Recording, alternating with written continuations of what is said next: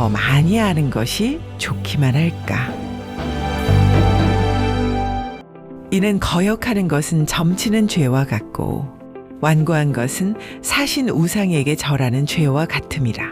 왕이 여호와의 말씀을 버렸으므로 여호와께서도 왕을 버려 왕이 되지 못하게 하셨나이다 하니, 우리는 인생의 중요한 문제를 만날 때마다 하나님의 뜻을 알고 싶어 합니다. 하나님의 뜻만 알면 해결할 수 있을 텐데 라는 생각을 자주 합니다.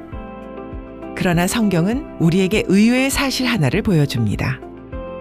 하나님의 뜻을 아는 것과 그 뜻에 순종하는 것은 전혀 다른 문제라는 것입니다. 사울 왕이 그 대표적인 인물입니다. 하나님은 사울에게 아말렉을 진멸하라고 명령하셨습니다. 이 명령은 출애굽 직후 르비딤에서 이스라엘을 비겁하게 기습했던 아말렉에 대한 하나님의 공의로운 심판이었습니다.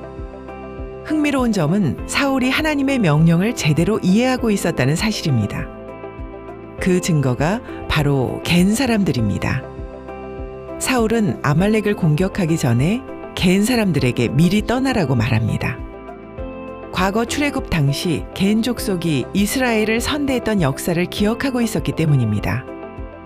다시 말해 사울은 하나님께서 왜 아말렉을 심판하시는지 충분히 알고 있었습니다. 그런데도 그는 끝까지 순종하지 않았습니다. 아말렉 왕 아각을 살려두었고 가장 좋은 양과 소도 남겨두었습니다. 하나님의 명령을 몰라서가 아니었습니다. 알고도 자신의 판단을 더했습니다.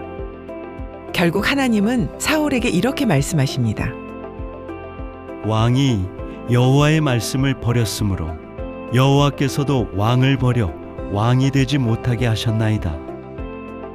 카리스 주석은 이 장면을 이렇게 설명합니다. 사울은 다음 왕이 되어야 할 다윗에게 물려줄 때까지 존속해야 할 필요성만 남게 되었다. 참 무거운 말씀입니다. 우리는 종종 하나님의 뜻을 모르는 것이 문제라고 생각합니다. 그래서 더 많은 표적을 원하고 더 분명한 음성을 듣고 싶어 합니다. 그러나 하나님께서 뜻을 분명히 보여주신 뒤에는 또 다른 선택이 기다리고 있습니다.